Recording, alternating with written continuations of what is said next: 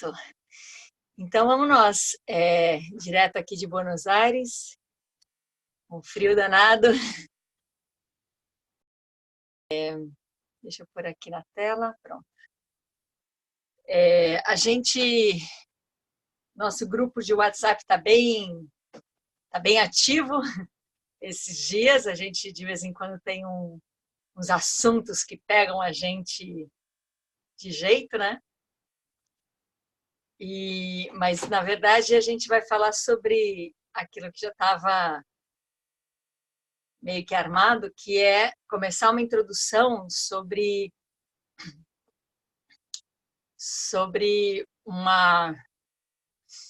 nossos mecanismos de defesa, que também podem ser reconhecidos como nosso talento. E que eu vou trazer uma alegoria para isso, vou trazer um artifício para isso, que é a nossa lua astrológica. Então, talvez funcione assim. Hoje a gente faça uma introdução, passando um pouco por luas e tal, e depois a gente faz com detalhamento cada lua. Então, talvez hoje faz essa introdução e a semana que vem dá para passar por todas as luas. Porque é muito fácil confundir esse processo com uma justificativa para nossas atitudes, para os nossos padrões. Sabe quando a gente reconhece uma herança ou reconhece via astrologia como funciona nosso mapa astral, ou via numerologia, ou via psicologia, qualquer coisa que nos dê a possibilidade de ter mais consciência de alguns movimentos, ao mesmo tempo a gente pode chegar e fazer disso o nosso refúgio, a nossa maneira de justificar as nossas estagnações.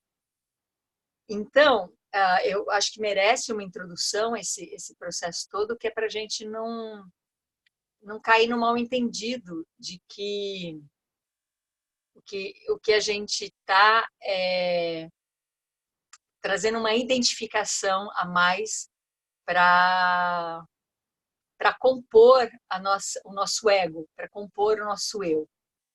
E ao invés disso trazer uma perspectiva que foi muito interessante, como apareceu para mim essa perspectiva, de que, paradoxalmente, aquilo que pode ser um talento nosso, também pode ser a nossa maneira de se defender, a nossa maneira de se proteger e de deixar de entrar em relação.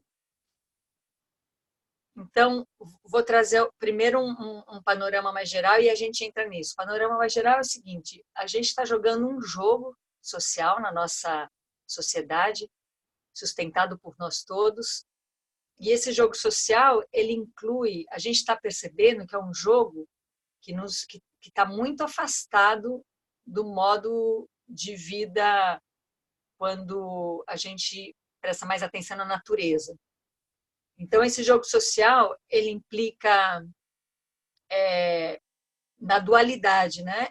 E hoje, eu estou aqui na Argentina, vim lá de Montevidéu, porque essa semana eu estou trabalhando em 2 escolas da Técnica Alexander, e que são essa escola aqui de Buenos Aires. Há anos, eu venho todos os anos aqui, e me gera uma intimidade, me reaquece uma intimidade muito grande com a técnica, que realmente é a sustentação de onde eu parto para desenvolver todos os processos. E hoje aqui no trabalho me veio essa alegoria, que é o seguinte: os nossos olhos, eles são dualistas. Só para a gente não achar que dualidade é ruim, né? Então eu tenho o lado direito, eu tenho o olho direito e o olho esquerdo. E os 2 olhos juntos, eles me dão profundidade. Se eu tampar um olho e ficar só com um olho, eu perco profundidade. Então, a dualidade amplia. Então, quando a gente tem a visão mais ampliada pelos 2 olhos, nessa dualidade, é um ganho.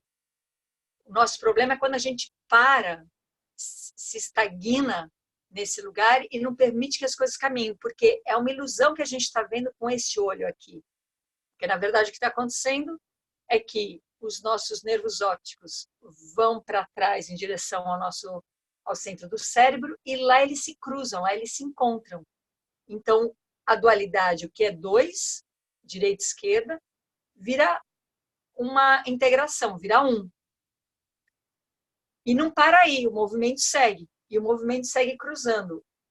O nervo óptico do olho direito vai para o esquerdo, para a parte de esquerda do cérebro, e da esquerda vai para a parte direita do cérebro. Então, a gente tem aí um paradoxo. Então, a gente tem dois olhos dualistas, que amplia, que nos dá profundidade.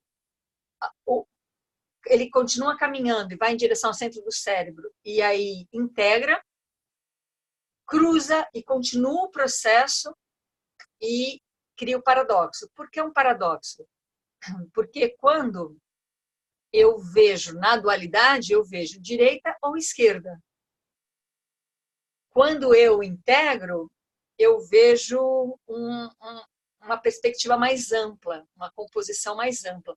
E quando abre o paradoxo, o que é direito já está no esquerdo, o que é esquerdo já está no direito, então já não tem mais direita e esquerda. E apesar de ter o eu e o outro ainda, né? Então, por exemplo, trazendo um outro exemplo, na dualidade eu vejo eu e o outro, no paradoxo existe o eu e existe o outro, existe os dois, porém eu já não acredito da maneira que eu acreditava antes. Então, o paradoxo, ele inclui dois, diferente da dualidade esse exemplo que eu estou dando dos olhos, que separa, tem o lado direito e tem o lado esquerdo. E o que faz a dualidade virar paradoxo é a integração. Então, o processo é contínuo e é movimento. Estagnou em qualquer um deles, você começa a ter que criar, a ter que sustentar aquilo, como é que você sustenta aquela represa? Por outra força, não pela força do movimento, por outra força. Essa outra força é que cria padrões, que cria hábitos, que cria crenças. Então, são essas forças que sustentam as estagnações. Então, nessa analogia que eu estou fazendo, o que importa é o movimento.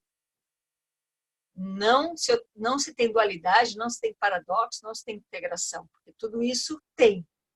Agora, se eu estou parado em qualquer uma dessas coisas, eu paro o movimento, e para sustentar isso, eu preciso de muito esforço, e esse esforço é segurando o padrão, é segurando hábitos. Então, dualidade, maravilha, me amplia, me dá profundidade. Integração me cria um panorama mais amplo. E paradoxo me gera uma capacidade de ver o que está oculto, ver o que está por trás, ver o que aparentemente não é visto pela dualidade. Então, quando a gente tem a experiência da meditação na vacuidade, eu vejo o objeto ali e eu também vejo o vazio do objeto. Então, eu vejo o que está oculto. E o paradoxo nos dá isso, né? Eu vejo o que está oculto. Então, quando a gente vai brincando com isso, o nosso cérebro vai criando outras experiências. Se a gente vai mantendo um uso da nossa mente como dualista, é essa experiência que a gente vai ter, uma experiência dualista. E quando a gente tem uma experiência paradoxal, a gente vai mudando a mente para um paradoxal. Então, o que aconteceu foi que me caiu nas mãos tá aqui um livro de uma pessoa muito querida, o Eugênio Carucci, o livro que chama Las Lunas, El Refúgio de la Memória. É um livro espanhol, não tem português, ele é argentino, Carucci, amanhã devo encontrar com ele, vamos ver. E esse livro Las Lunas, ele me inspirou bastante esse processo que a gente vai trazer. E eu digo me inspirou porque eu não posso dar para o Eugênio Carucci a responsabilidade do risco que a gente vai correr aqui juntos, porque eu não sou astróloga e tenho pouquíssimo estudo ou conhecimento disso, mas o que me encantou no Carucci é que ele é um astrólogo que não faz mapa astral, porque ele realmente está, nada contra mapa astral, mas é porque ele realmente está voltado para um pensamento. Então, vamos lá. Por que as luas, né? Então, eu vou falar de uma maneira, vai sair coisas que eu li, mas coisas que eu estou criando em cima dessa leitura. Então, mas eu já não sei mais o que eu li e o que eu estou criando. Então, vamos aqui juntos, mas é só para não dar para o Eugênio a responsabilidade de ter inventado coisas aqui, né? Não quero pôr palavras na boca dele. Mas vamos lá. Quando a gente nasce, a gente tem uma energia protetora. Vou contar primeiro como é que tudo isso surgiu. Eu tenho 3 filhos e quando o meu primeiro filho nasceu, hoje, olhando para trás, né, já vai fazer 26 anos que ele nasceu, olhando para trás, eu vejo que eu estava num momento de vida que eu tinha um centro se desenvolvendo em mim ali, e meu filho se acoplou ao meu centro. Então, eu fui tendo a vida que eu tenho ali, eu ia trabalhar, eu trabalhava no teatro, levava meu filho o tempo todo comigo, ele estava sempre ali junto, e ele foi, fui viajar, fui estudar fora, ele veio comigo, e por aí foi. E ele foi me acompanhando, e claro, eu incluía ele nesse acompanhar, não é que ele tinha uma vida de adulto, mas ele veio para o meu centro. 13 anos depois, quando eu tive a segunda filha, eu tinha outro tempo, outro ritmo, outro olhar, outra preparação. Então, quando eu tive essa filha, eu já percebi um outro centro deslocado. Ela tem o centro dela, eu tenho o meu, e esses 2 centros já se conversavam. Quando eu fui ter a terceira filha, eu ali, logo depois que ela nasceu, eu deixei de trabalhar numa instituição, né, que me tomava bastante tempo. Eu mudei para o campo, eu tive realmente processos de poder me dedicar bastante a ela. Porém, eu me preparei independente dela. Me preparei teoricamente, coisas que me chamavam atenção, coisas que me faziam sentido, mas eu não incluía ela nessa preparação. E o que aconteceu foi que alguma coisa chocava ali, alguma coisa não estava indo bem. Eu sendo uma mãe super dedicada e ela me reclamando alguma coisa. Até que eu me dei conta disso, me dei conta que eu não estava sendo mãe, eu não estava me tornando a mãe dessa filha. Eu estava convidando ela para ser a filha de uma mãe que já estava pronta. E que eu achava muito bacana a maneira que essa mãe estava pronta. Então, uma mãe que dava atenção plena, uma mãe que segurava no sling o dia inteiro, uma mãe que amamentava até... não vou nem falar com que idade, para vocês não ficarem aí chocados. E então, não era a mãe dela, era ela que tinha que, então, ser filha dessa mãe, né? Filha da mãe. E aí eu me dei conta que tinha alguma coisa que não estava funcionando ali.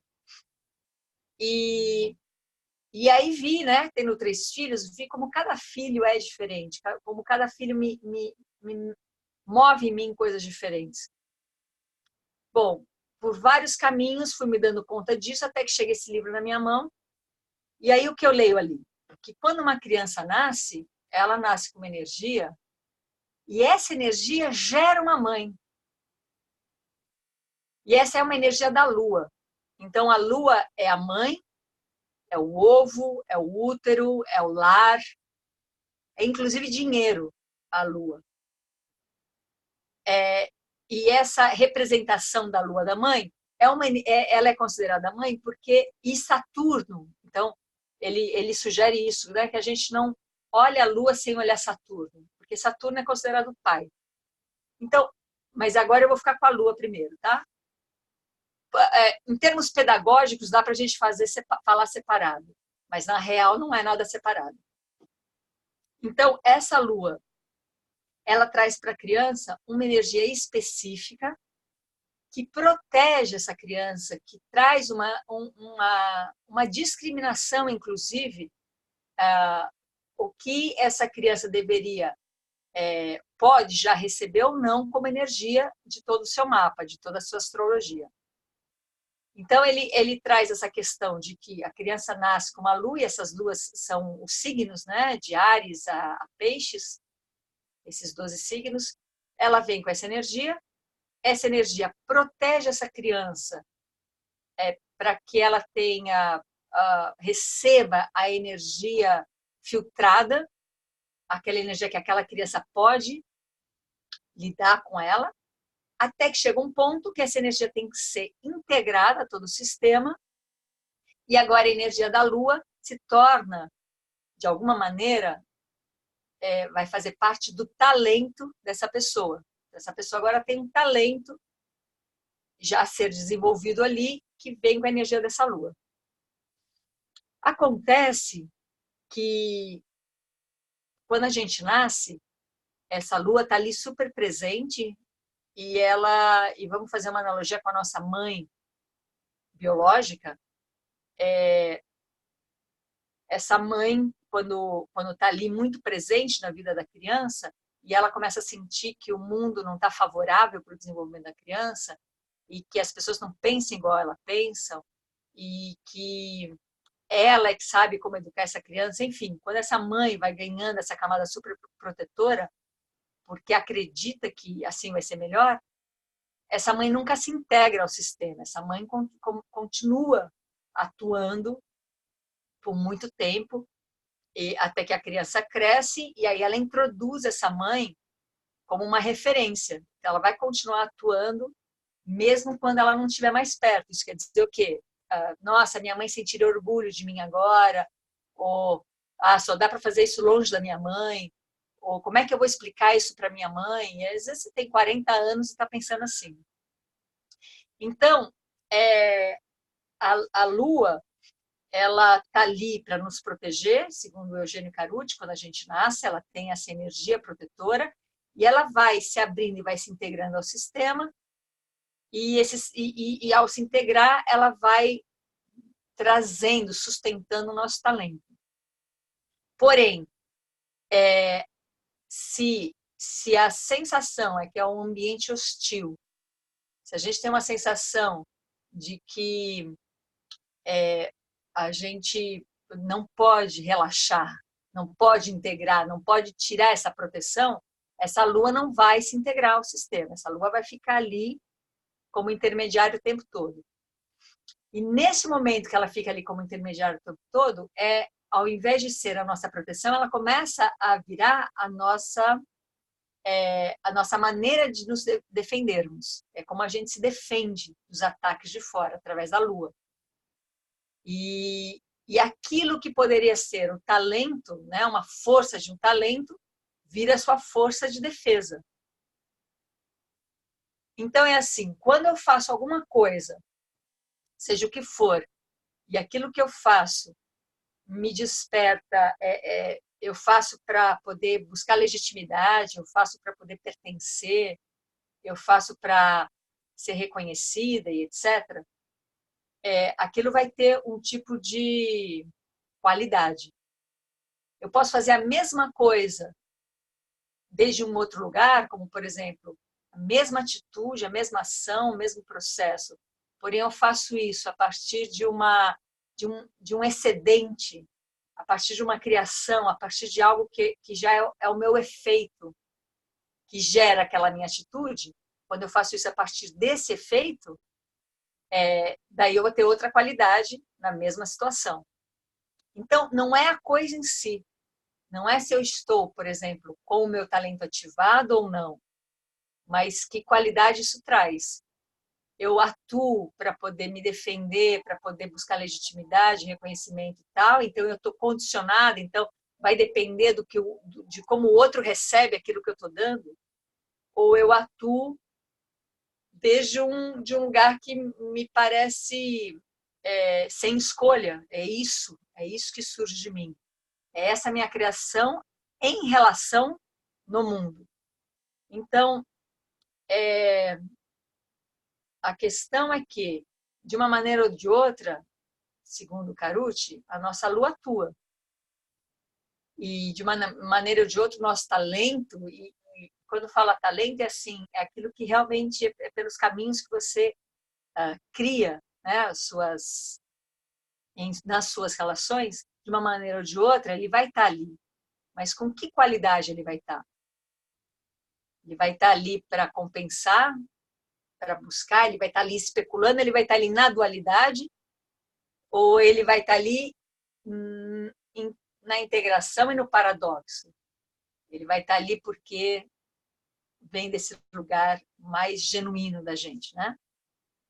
Então, eu pensei que se nós juntos aqui olhássemos essas luas para reconhecer esses mecanismos, porque como é que a gente desarma um mecanismo?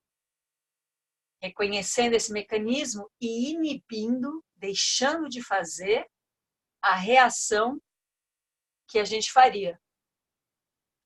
Então, vamos deixar isso bem claro. Inibição é um termo que eu uso vindo da técnica Alexander. E inibir é deixar de fazer sem afirmar nada no lugar. Então, eu deixo de fazer alguma coisa e eu nem estou afirmando que aquilo que eu estou deixando de fazer está fora do jogo. Então, inibição é assim. Alguém pega e pede para eu levantar. Vou usar um termo, uma maneira bem, como eu já tenho feito, talvez na introdução da técnica Alexander, né? Alguém pede para eu levantar. Quando eu falo não, eu inibo esse estímulo e falo não, eu não estou descartando levantar. Eu só estou dizendo que eu não vou levantar com essa resposta habitual, padronizada do meu levantar. Então, eu estou dizendo não para um modo de onde está saindo o meu levantar. Porque a gente levanta de uma maneira muito descoordenada. A gente levanta jogando a cabeça para um lado, travando o joelho para o outro, segurando coxa, segurando abdômen. A gente faz algo que não tem absolutamente nenhum sentido fisiológico e biológico para ser feito, nem anatômico. Então, como é que a gente faz isso? Como o trabalho da técnica Alexander é a partir do físico, a gente pede para o aluno, né? Porque a técnica Alexander se trata assim, professor-aluno pede para o aluno levantar, ele diz não. Quando ele diz não, ele está dizendo não para o padrão, não para da onde viria esse levantar. E aí, isso a gente chama de inibição. E quando ele diz não para um convite tão claro como esse, né? Vamos levantar? Não. A pessoa fica mais sentada, a pessoa fica no vazio, porque ela não tem nada para fazer agora. E deste lugar que ela está mais centrada, mais presente, está nesse vazio, tudo pode acontecer. Ela tem acesso a todas as possibilidades, inclusive a levantar, ou a ficar na cadeira, ou levantar só o braço, ou ir para o chão, ou girar, enfim, infinitas possibilidades. Então, a questão não é a inibição, não é controle. Não é, eu vou inibir essa resposta porque eu acho que essa resposta está errada e eu vou inibir para buscar a resposta certa. Não é assim que funciona. Quando eu vou inibir essa resposta, que não é que ela está errada, é que ela já está vinculada, ela já está identificada com um padrão, com uma crença, ela já está identificada com um hábito. Então eu digo não para isso e o sim que vai surgir a partir disso ainda não se sabe o que é. Você vai entrar em relação para ver o que é que vai ser criado a partir disso. Mas você já é outra pessoa nesse momento. Então, quando eu reconheço um mecanismo, nesse caso que a gente vai desenvolver aqui, é o mecanismo lunar. Quando eu reconheço esse mecanismo me gera um padrão, ele me gera uma resposta padronizada. Agora, tudo isso que eu estou falando é realmente uma alegoria, e realmente um artifício, porque, primeiro, que seria impossível falar que alguém tem uma lua pura. A sua lua é essa e assim você é e está determinado. Não, porque a lua, ela compõe com Saturno, compõe com Sol e compõe com a turma toda ali do seu mapa. Então, não existe essa lua pura. Então, também, a gente só em termos didáticos, a gente pode falar dessa lua dessa maneira, sabendo que nesse limite dessa lua tem muitas possibilidades, inclusive da polaridade oposta. Então, você pode falar de uma lua, uma característica muito marcante dela, e alguém atuar na polaridade oposta dessa marca tão forte dessa lua. Está valendo tudo. Por isso que não é muito o que importa, porque a gente aqui não vai chegar a esse, aqui pelo menos comigo, né? Não vai chegar de jeito nenhum a olhar nenhum mapa astral. O que realmente importa é saber que a gente tem um mecanismo e quando a gente reconhece esse mecanismo, que é o nosso mecanismo padronizado, habituado, quando a gente reconhece esse mecanismo, a gente começa a reconhecer qual é a resposta que está ligada a esse mecanismo, que também não é uma resposta única. Esse mecanismo está ali, ele tem respostas que vai nessa gama da polaridade. Pode ser uma coisa e pode ser o oposto dessa coisa. Mas eu sei que essas respostas estão ligadas ao mecanismo. Então, quando eu inibo a resposta do mecanismo, eu abro um espaço vazio. E esse espaço vazio me dá possibilidades. Me dá outras possibilidades. Inclusive a possibilidade de que a minha lua surja agora como um talento e não mais como um mecanismo de defesa. Então, vou trazer um exemplo aqui, só para a gente saber o que é, né? Aonde estamos tocando. Quando é tudo um pouco caricato quando a gente fala de uma maneira bem didática, assim, porque nunca a coisa é assim. Mas só para dar um exemplo. Por exemplo, alguém... eu tenho a lua em Libra, né? Então, se eu recebo um estímulo que me desconcerta, que me desequilibra, que me provoca uma reatividade, que me coloca num lugar de defesa, porque eu estou sentindo um ataque, de uma maneira quase caricata, diria que a minha lua, a lua em Libra, iria buscar um equilíbrio, iria buscar como fazer com que isso, como fazer com que tudo ficasse bem, como fazer com que aquilo que vem talvez com uma agressividade, como olhar o lado bom das coisas, como fazer com que tudo corresse bem. Uma harmonia, pronto, essa é a palavra. Essa lua vai buscar como defesa harmonizar o ambiente. Acontece que quando isso está ligado ao mecanismo, quando ela vai harmonizar o ambiente a partir do mecanismo, ela está harmonizando o ambiente por medo, por falta de conexão, tá como mecanismo, né?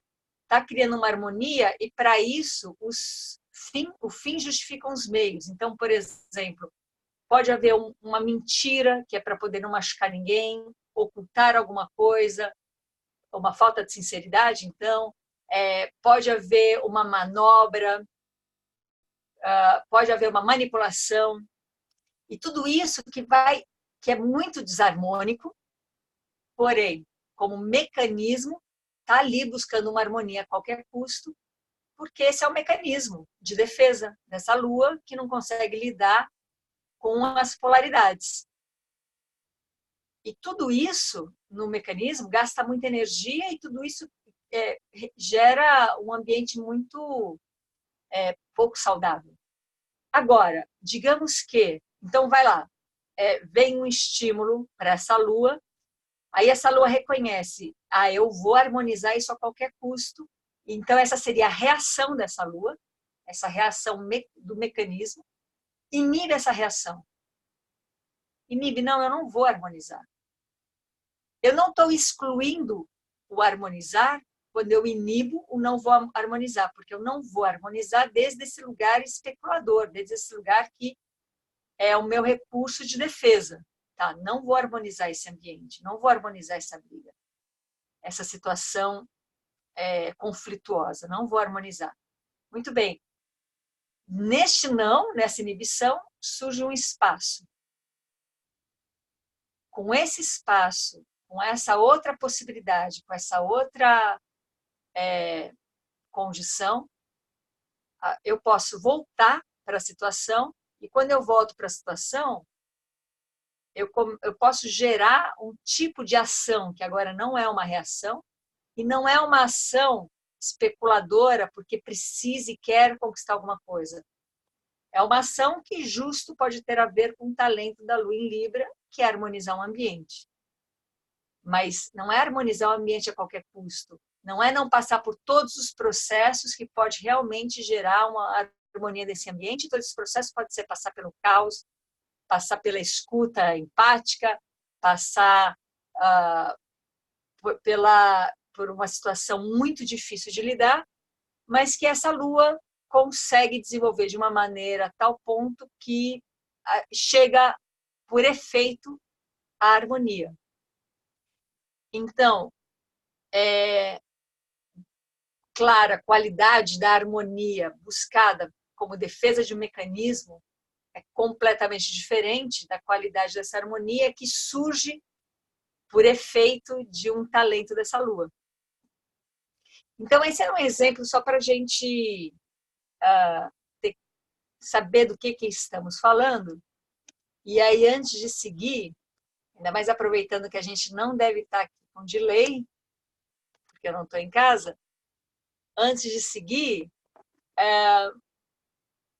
como é que chega isso em vocês? Como é que vocês sentem isso? Alguém gostaria de trazer alguma coisa?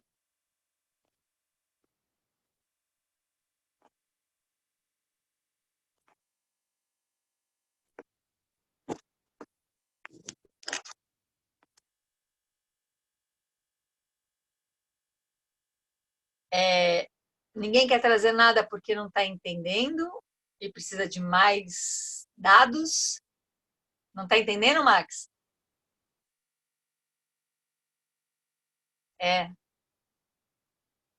Talvez é complexo mesmo, mas é bem simples, na verdade. Fala, Ilana. Descobri. Eu não estava sabendo como falar aqui. Eu tô no celular. Tá me ouvindo agora? Tô. Então, eu tô bem curiosa para entender qual que seria o mecanismo da minha lua. Pronto, falei. Qual é a sua lua, só para saber? Touro. Tá. Então, sim. Fora a curiosidade, você queria falar mais alguma coisa?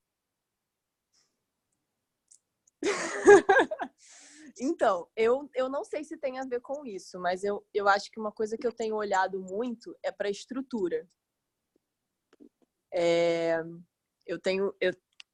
Tem sido uma coisa que está bem forte para mim nesses tempos, de olhar para estruturas, tanto estruturas internas quanto estruturas tanto corporais, que eu também comecei um processo que inclui até técnica Alexander, mas eu estou olhando por um processo, um problema na coluna, que, enfim, acaba fazendo olhar para o corpo inteiro de uma forma bem integral, né, e sistêmica. Então, eu estou entendendo que estrutura é algo que eu preciso olhar. E aí eu não sei se isso tem a ver com a minha lua, que é touro, que sempre ouvi falar que touro tem a ver com estrutura. Tudo a ver. Touro tem tudo a ver com estrutura. Mas aí que tá. Para a gente não cair na sedução, porque tem dois jogos ao mesmo tempo acontecendo nesse nosso campo que a gente vem juntos criando. Tem 2 jogos acontecendo. Tem o jogo da dualidade, que é aonde todos nós, de uma maneira ou de outra, estamos e faz parte do paradoxo passar pela dualidade. Então, tem esse jogo acontecendo, né, da dualidade, e também tem um jogo paradoxal acontecendo porque a gente vem trabalhando com isso. Tudo que a gente fizer no paradoxo é muito fácil a gente levar para a dualidade. Então, e aí, realmente, eu gostaria de cuidar para que esse processo, ainda mais um processo como esse, né, que vai lá e dá características, por mais que a gente fale, olha, isso é didático, isso não é realmente assim, mas é só para entender a força disso e dali também conseguir encontrar seu mecanismo a partir dessa inspiração. A nossa mente dualista vai se agarrar nisso como porque a mente dualista quer uma solução para as coisas e quer uma salvação para as coisas. Que é uma resposta imediata, né? É uma resposta imediata, eficiente e que, na verdade, é uma eficiência dentro da dualidade. Uma eficiência dentro da dualidade é muito limitada. Então, eu queria só continuar um pouco mais, assim, vou falar de todas as duas, mas para te tranquilizar, sim, a Lua em Touro tem muito a ver com estrutura, mas vamos só aprofundar um pouquinho mais para a gente prevenir alguns mal-entendidos, né? Então, funciona assim, eu vou lá e de repente me conecto paradoxalmente com alguma coisa. Como é que eu me conecto paradoxalmente com alguma coisa? Quando eu vejo a aparência e vejo a mera aparência, vejo aquilo que serve. Então, usando os termos da vacuidade, eu vejo o objeto e vejo a ausência dele ao mesmo tempo. Isso é um paradoxo. Isso é uma mente paradoxal atuando. Quando eu entendo algo paradoxal, uma frase paradoxal, vamos lá com alguma aqui, por exemplo, dentro deste limite temos um campo ilimitado de possibilidades. É um paradoxo. Quando a gente começa a entender frases paradoxais, experimentos paradoxais, a nossa mente paradoxal está ativada, senão a gente não estaria entendendo aquilo. Aí o que a gente faz de uma maneira geral? A gente leva para a dualidade a nossa experiência paradoxal. Então, por exemplo, você está falando do corpo, né? Existem vários movimentos que são paradoxais. Eu vou falar da técnica Alexander porque é o que eu mais tenho intimidade. Então, a técnica Alexander é um corpo paradoxal. A técnica que o Alexander criou nos dá uma experiência de corpo paradoxal. Por quê? E agora eu vou dizer algumas frases paradoxais. Por quê? Porque ele vai lá e afirma: a nossa estrutura é para cima e para fora. A gente não tem uma estrutura colapsada para baixo e para dentro, é para cima e para fora. Essa é a nossa estrutura. Então tá, para que eu vá para cima, eu preciso ter muito presente o chão. E quando eu tenho muito presente o chão, o meu corpo sobe. Quando o meu corpo sobe, ele pode ter muito presente o chão. Então, é um processo muito paradoxal. Para que o meu corpo se expanda e trabalhe e se use da melhor maneira possível, o meu pescoço tem que estar livre. Porém, não tem nada que eu possa fazer para o meu pescoço ficar livre, nada que eu possa fazer diretamente. Pescoço livre é algo que acontece depois de um procedimento indireto. E assim que o meu pescoço experimenta estar livre, é só uma passagem. Eu nunca obtenho um pescoço livre. Então, o que eu mais preciso nesse pensamento da técnica Alexander é ter o meu pescoço livre e não é nada possível ter um pescoço livre como algo que eu obtenho, como algo que eu chego lá, pronto, sou uma pessoa com pescoço livre, agora posso viver. Não, o pescoço ele vai se prender o tempo todo. e por isso vai possibilitar que ele fique sempre livre. É um paradoxo isso. Mas aí, se eu penso com a mente dualista, o que eu vou fazer? Então, por exemplo, a técnica Alexander ele tem esse princípio de que se chega alguém e me procura porque tem dor nas costas ou dor no joelho, e aí escutou que a técnica Alexander, se vem a Ilana e fala, olha, eu estou com problema na coluna e quero fazer um trabalho mais paradoxal, e vem e procura para ter aula da técnica Alexander. Ou vem uma pessoa que procura porque gostaria de mudar de vida. Ou vem uma outra pessoa que procura a técnica Alexander porque gostaria de tirar os filhos da escola. Ou outro procura por curiosidade. Com qualquer uma dessas pessoas, não interessa qual é a demanda dela, o procedimento é o mesmo. E esse procedimento é o mesmo, ele não está pronto ainda. Por quê? Este procedimento ele tem uma contenção muito clara. O procedimento é o seguinte, não interessa qual é a sua questão. Você vai fazer a técnica Alexander e vai ter uma experiência de ter o pescoço solto, que isso vai fazer com que a sua cabeça, então, possa estar no lugar dela, e por isso a sua coluna vai alongar e alargar, e por isso as suas pernas, seus braços vão ficar livres. E por isso a sua respiração vai fluir. Não interessa o que você foi pedir para a técnica Alexander. É isso que você vai receber. E como é que faz isso? Como é que não tem procedimento mecânico para isso? Tem um encontro de um professor com um aluno, com uma contenção, com um procedimento que indiretamente nos leva a isso. Então, difícil explicar, melhor experienciar para saber o que é. Mas como exemplo, o que é que a mente dualista faz? Pega todo esse processo paradoxal e reduz isso. Então já sei. Eu tenho todo esse processo aqui agora, que por acaso, por efeito, melhora as dores nas costas. Então tá, eu vou colocar, venha fazer técnica Alexander para curar suas dores nas costas. Ou então, esse processo me dá todo o apoio para desescolarização e eu posso pôr uma placa, venha fazer técnica Alexander para se desescolarizar. Quando eu faço isso, eu volto para a dualidade. Porque a dualidade, ela especula, a dualidade ela tem um fim, a dualidade ela quer chegar em algum lugar, ela quer conquistar alguma coisa, inclusive para ela se manter. Porque o paradoxo vai deixando a coisa correr, vai deixando a coisa vai chegar na criação e não na representação, na reprodução. Então, muito bem. Provavelmente, assim, a gente vê muito claramente nas nossas discussões no grupo, a gente, nos nossos encontros ali, no nosso compartilhar, claramente existe o linguajar do paradoxo com a prática da dualidade.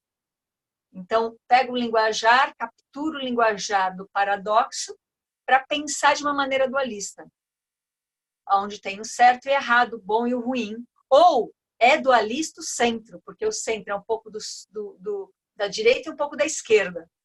E esse centro faz parte da dualidade.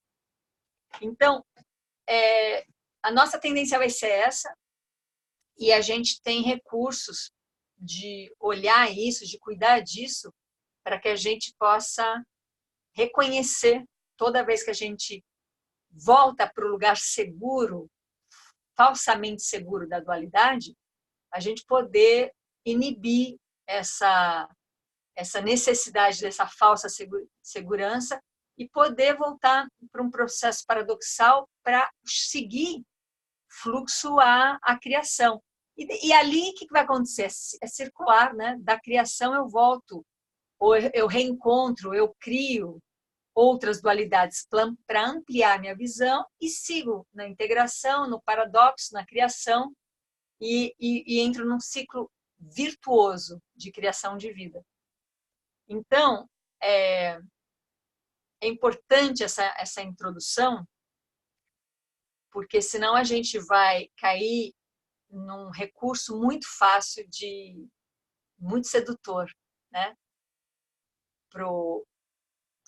para essa mente dualista que ainda está tão desperta, tão acordada, mas a gente está tocando o paradoxo.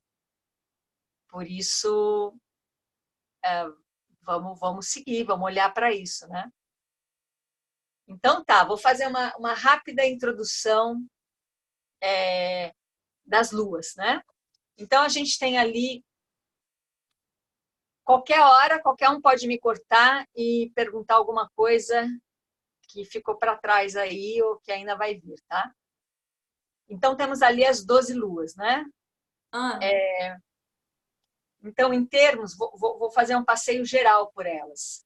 E é cíclica, porque começa em Áries, termina em Peixes, só que Áries é uma mandala, né? Só que Áries e Peixes estão um do lado do outro, então não é linear a história. Mas ali tem um início com Áries. Então, vou seguir. Eu acho que Thalita está aqui, eu não estou vendo todo mundo. Thalita, a qualquer hora, pode abrir o microfone também, porque aí temos uma profissional para nos apoiar.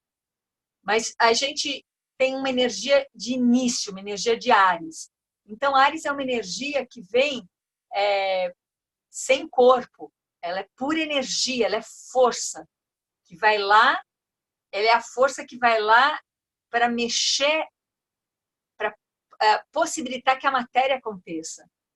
Então, é energia, é força, é impulso, é ímpeto. Né? Então, essa é a força de Áries. Aí, Áries foi lá e trouxe essa energia de vida, de início, esse ímpeto todo. E aí chega Touro para dar força para isso. Para dar... Boa, Max. Aí chega lá a Touro e dá essa terra. E aí, aquilo que é veloz, que era rápido, fica lento, para possibilitar materializar tudo isso. E essa materialidade da lua de Touro, né, da força de Touro, recebe Áries e concretiza algo. Nessa materialidade, nessa corporealidade de Touro, se abre para então vir Gêmeos, que é um processo mental. Então, é como se a matéria agora se abre para desenvolver uma comunicação. Então, um processo mental e um processo verbal que se comunica. Vem a palavra. Até então não tinha palavra, né? Aí vem Gêmeos e traz a palavra. E daí segue o fluxo e chega em Câncer e vem para a emoção, vem para a sensibilidade. E nessa a gente já tem fogo, terra, ar e água. E aí, de Câncer vem para Leão, que é para singularizar. Uma força assim que singulariza e que traz muito entusiasmo. Que Leão, tudo isso é uma perspectiva um pouco minha também, né? Leão, ele traz aquilo que traz entusiasmo para a vida, traz essa energia que a vida já está. Então, é como completou um ciclo. Veio essa energia fogo do Áries, trazendo esse ímpeto, essa força de vida. Vem Touro na sua terra e materializa. Abre campo, vem Gêmeos na sua intelectualidade, na sua capacidade de trazer palavras. E aí abre para a sensibilidade, para a emoção. E então começa um novo ciclo de fogo, onde vem a singularidade. Vem a individualidade também, né? O leão. De leão, vamos ver se eu sei de cor essa sequência aqui, eu vou colar aqui no livro. Quem vem depois de leão, com certeza vem uma terra, que vai ser virgem. E aí, de leão vai para virgem, e virgem ele começa a pôr ordem nisso tudo, porque até então tem esse caos armado, né? e começa a organizar tudo isso. Então, é uma energia de até então o quadro está tudo muito grande, assim, de detalhar, de trazer detalhe e de trazer uma energia também de ação, no sentido de disposição de trabalho, né? Disposição nesses detalhes. Vamos lá, vamos trabalhar, vamos cuidar disso, vamos fazer essa criação existir. E então vem outro ar, o próximo ar que é Libra, e aí Libra vai começar a harmonizar todo esse ambiente. Libra vem com essa energia da beleza. Poxa, tá tudo aí sendo feito. Tá na hora de pôr uma beleza nisso, de embelezar tudo isso, de trazer uma harmonia, de trazer uma alegria mais presente, mais sutileza para tudo isso, né? E aí então vem Escorpião, que começa a ampliar as percepções. Escorpião tem uma sensação que, imagina um piano completo, Escorpião tem todas as notas desse piano em si. Então, ele alcança o máximo de polaridades. Ele vai nos trazendo que tem toda essa vida. Então, agora que a gente já sabe de toda essa vida que se armou, tem a morte também. Então, vamos olhar para essa amplitude toda. Vamos além da vida. Vamos chegar na morte também. E integrar tudo isso, né? E depois vem, então, esse próximo ciclo fechando com o próximo fogo, que é Sagitário, que também vem com bastante entusiasmo, que também vem com uma alegria, mas começa a ter também um desprendimento, uma capacidade assim de mudança, de renovação, né? Depois que integra a morte com a vida em Escorpião, vem o renascimento, vem a renovação, vem novas ideias, novas possibilidades com a energia de Sagitário. E aí começamos a próxima terra, que é Capricórnio, e no Capricórnio começa a ser uma terra com uma vibração menos materializada, então que consegue ir para uma matéria mais sutil, como, por exemplo, a poesia, por isso busca mais solidão, busca mais a sutileza dessa terra. Quando penso em Capricórnio, Lua e Capricórnio, eu penso em Manuel de Barros, por exemplo. Para mim, é bem Manuel de Barros. Eu nem sei se ele tem essa lua e se ele tem qualquer coisa, mas a ideia é essa, né?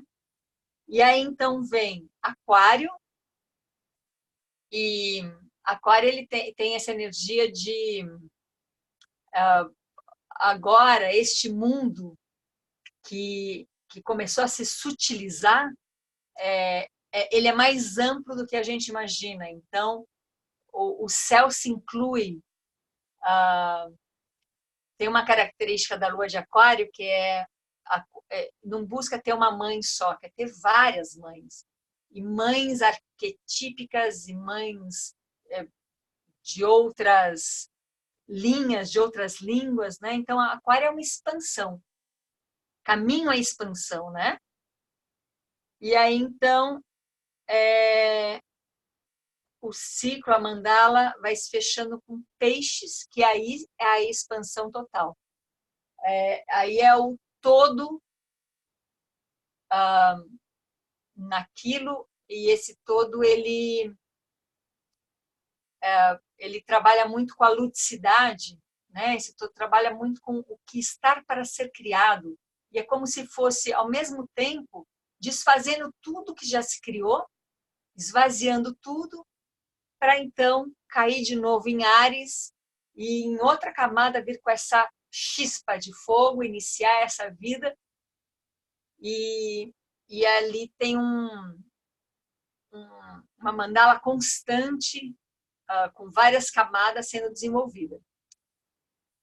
Esse eu arrisquei aqui uma passagem por essa linha, né, dessa mandala, para a gente começar a aprofundar e poder falar de cada uma delas Mas o que nos interessa, lembrando que é só um recurso didático, o que nos interessa é reconhecer que aquilo que pode ser o nosso talento, de uma maneira geral, a gente usa como um mecanismo de buscar no mundo a ilusão de que eu preciso ser legitimado, eu preciso ser reconhecido, eu preciso que alguém me elogie, eu preciso competir, eu preciso me comparar.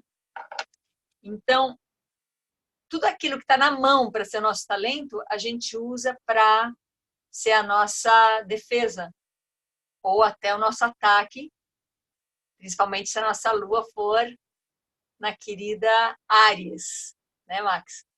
Então, em termos gerais, é isso. A gente usar esse recurso das luas não para nos identificarmos com isso, mas para a gente reconhecer que cada lua tem uma característica e nos leva a, a uma possibilidade de talento. E ao invés de a gente estar ali de encontro com o nosso talento e que esse nosso talento exceda na nossa rede, que ele possa se transbordar para que a nossa rede tenha uma composição de talentos singulares, ao invés disso a gente usa a nossa lua como um mecanismo de defesa. Então esse talento ele está completamente condicionado e reduzido a um jogo de especulação, de expectativa, de busca de reconhecimento, de trocas financeiras, e a gente fica desperdiçando uma energia talentosíssima que nos é própria por uma ilusão, né? Então, essa é uma introdução.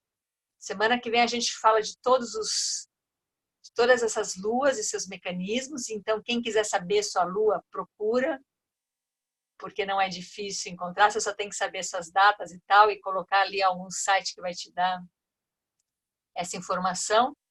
Porém, sabendo que o nosso processo, falar de uma lua didaticamente, é só uma base para que realmente cada um possa reconhecer aonde está seu mecanismo. Aí você pode até esquecer a lua, você pode até nem saber qual é a sua lua e brincar com esse jogo.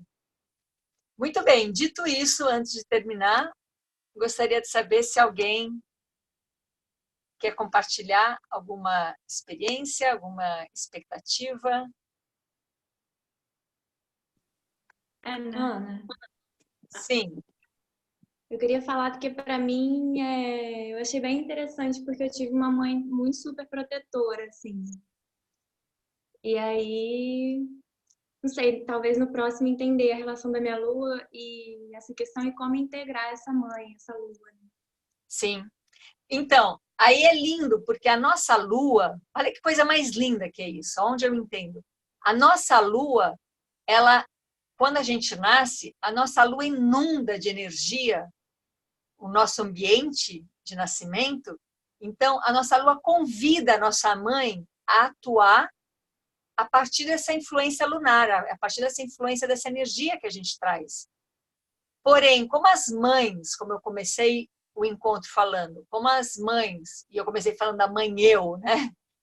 Como as mães já estão tão preparadas e já são uma mãe pronta, elas não conseguem se permitir serem criadas a partir da lua dos filhos. Então, é uma desconexão tremenda, porque qual é a sua lua, Bruna? É touro também. Tá. E você diz que teve uma mãe super protetora. Sim.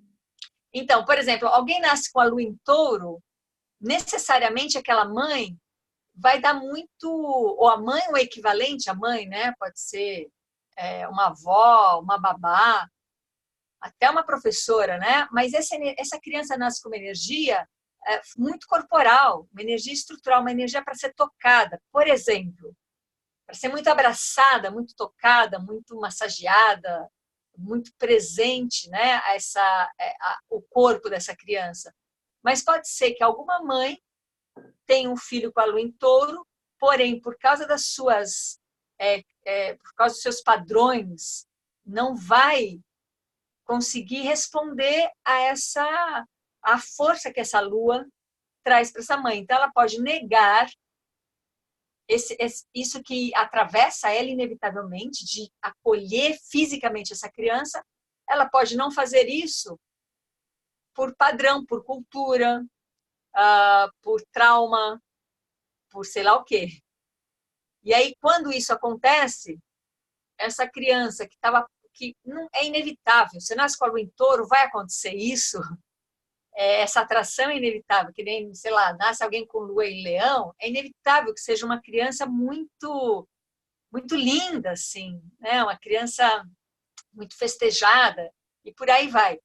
Mas, porém, os padrões das famílias está mais forte do que a força da lua.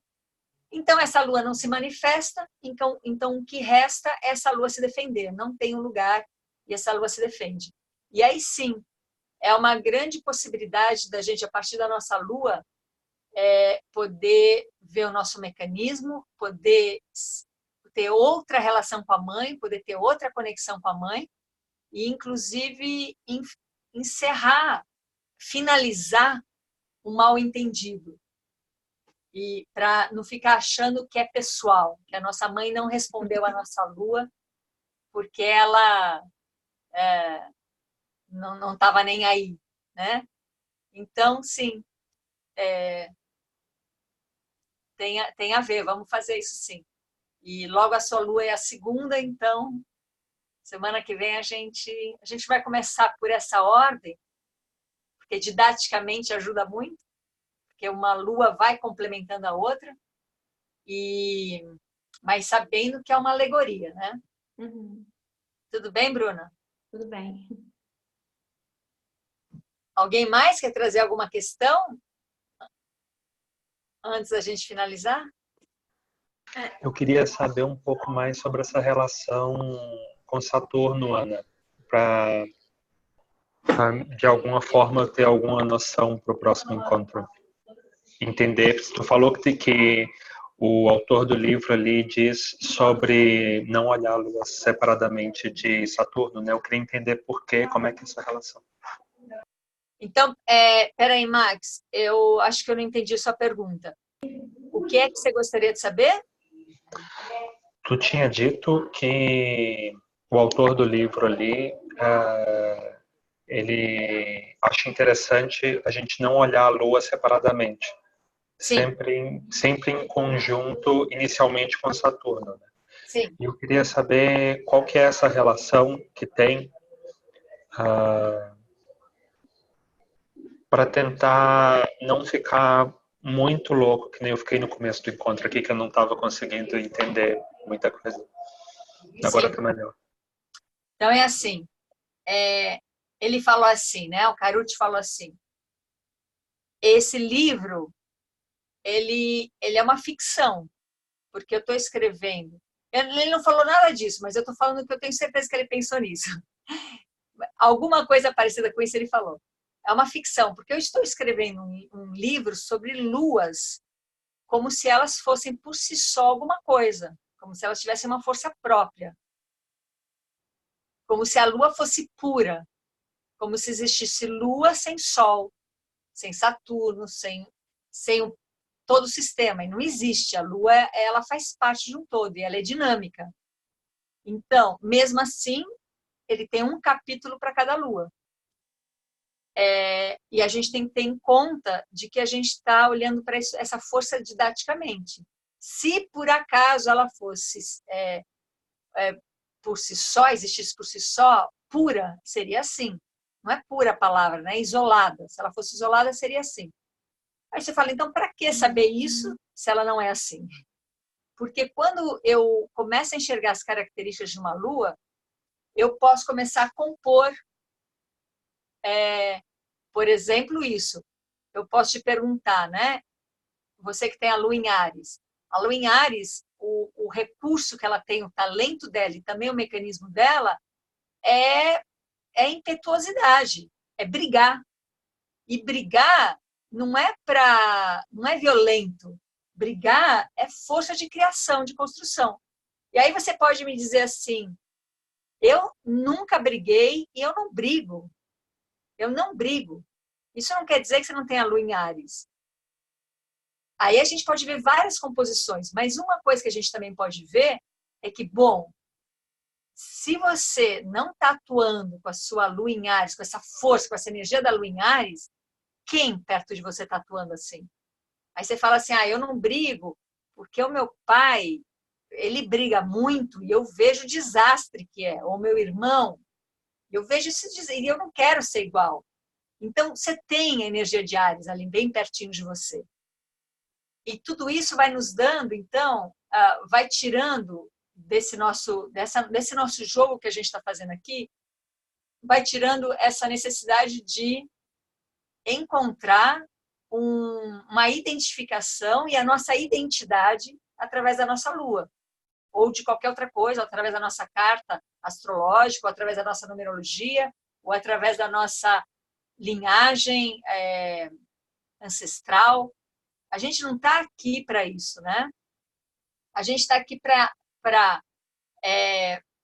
usar esses recursos para ver aonde a gente pode inibir as reações automáticas desse recurso, desse mecanismo. Quando eu inibo a reação automática disso, eu consigo sair. Por exemplo, se você é um briguento, se você inibe a sua impetuosidade, você não vai deixar de ser impetuoso, mas a sua impetuosidade, ela vai deixar de estar vinculada ao seu mecanismo de defesa. A sua impetuosidade vai deixar de ser, na inibição, ela vai deixar de vir de um lugar que eu estou me defendendo, eu estou atacando para me defender. Agora, quando você dá esse espaço, quando você inibe essa resposta, a sua impetuosidade vai estar lá, mas ela não vai vir da mesma maneira. Ela vai vir de uma maneira criadora, ela vai vir como uma ação, ela vai vir como uma criação naquela relação, ela vai vir como um ato de, e não mais uma briga que é um ataque, que é uma defesa, né? Então é isso que a gente quer saber. Agora, por que ele fala para não separar? Quer dizer, aqui ele separa, no livro ele não fala de Saturno, mas ele dá essa dica. Saturno está junto com a Lua, é mãe e pai. Então, vai dando umas dicas para os estudantes de astrologia e tal, né? Tudo bem? Entendeu? Antes de desligar, alguém mais tem alguma questão? Gostaria de... Ana, só assim Sim. mesmo, eu acho que entendi assim porque é a mesma coisa, não é? O talento é a mesma coisa que a defesa. Sim. Isso, não é? Não ter... Entretanto, só mesmo assim partilhar uma coisa completamente que eu li hoje e que eu acho que é muito curioso sobre a metamorfose. Isto vem um bocado ao lado, mas não é tão ao lado na ligação com a minha lua de Escorpião, certamente, não é nada, porque metamorfose com a lua de Escorpião só podia, não é? Mas que eu estava a ler, porque a minha gata faleceu ontem e eu passei o dia de ontem e hoje o dia todo a chorar e a sentir que estava a passar mesmo por uma metamorfose. Senti mesmo que era isso e nem sabia muito bem explicar. E então lembrei-me da metamorfose das plantas, não sei porque é que me veio isso, e estive assim a ler uma coisita muito rápido e lembrei-me da Ana e queria mesmo dizer isto porque acho que é uma coisa, eu não sei se a Ana conhece a metamorfose das plantas do Gotha. Não. Não? E ele diz uma coisa que eu acho que a Ana vai adorar porque é muito ligada com a coluna vertebral e o crânio, que ele diz que as vértebras e o crânio são uma e a mesma coisa. E então que o crânio é a expansão de uma metamorfose das vértebras. E que ela é uma expansão mais evoluída do que as vértebras. E que as vértebras são a mesma coisa que o crânio. É assim, ou seja, é um paradoxo. E ele mostra isso a partir do trabalho que ele está a fazer. E eu lembrei-me da Ana, precisamente pelo que a Ana fala dessa ligação entre ir para baixo. E pensei, a Ana vai adorar saber pronto, vai adorar saber isto porque ele escreve sobre isso, então deve ser interessante ler. Sim. E pronto, no caso, esta coisa da metamorfose e da morte, que realmente, pelos vistos, é mesmo assim uma coisa que um escorpião tem que trazer para a vida, não é? Não há volta a dar. Me passa depois o título do livro, porque é exatamente isso. A gente trata a cabeça como vértebras também, não? E é isso, escorpião, metamorfose, tem tudo a ver. É completamente. E eu estou mesmo a passar por isso e a sentir, oh meu Deus, pronto. Eu passo sim, eu passo. Então, e aí você começou a fazer essa pergunta, essa afirmação, né? Então, o nosso mecanismo e o nosso talento é a mesma coisa, é muito próximo. É assim, é um recurso que eu tenho na mão, eu tenho na mão esse recurso. E se eu estou sendo atacada, se eu acho que eu estou sendo atacada, eu me defendo com o meu talento. Porém, o meu talento ser usado como escudo é grotesco, é grosseiro. E o meu talento ser usado para uma criação, para uma construção, é infinito, é liberador, é criador. Então, esse é o nosso trabalho, reconhecer o que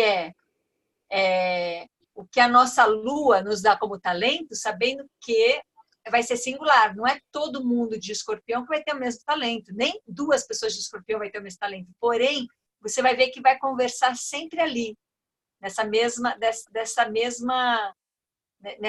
mesmo campo, né? E aí, reconhecendo que é o mecanismo, tudo isso só para a gente ter mais claro o que é um mecanismo. Como um mecanismo lunar, ele é muito óbvio, é muito legal a gente reconhecer. O nosso mecanismo opera na mente dualista. Eu estou sendo atacada, eu vou me defender. Então, o mecanismo vai para a mente dualista. E o nosso talento está na mente paradoxal.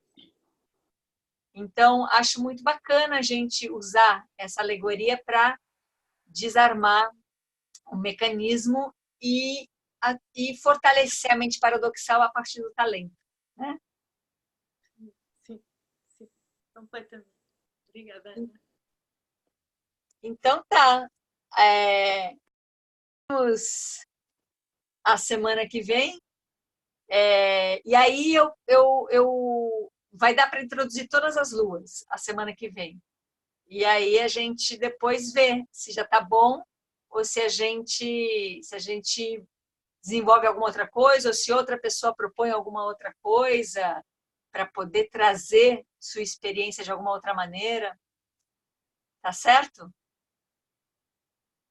Então tá. Então, boa noite a todos.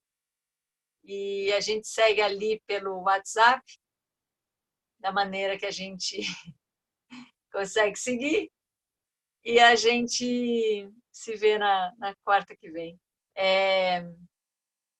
Eu não sei ainda, né? Eu volto para o Brasil na segunda-feira, mas eu acredito que vai ser quarta-noite para vocês. Depois vocês coloquem lá se preferem à noite ou de manhã, tá? Mas eu acho que eu vou estar livre. Então, um beijo grande. Até muito breve.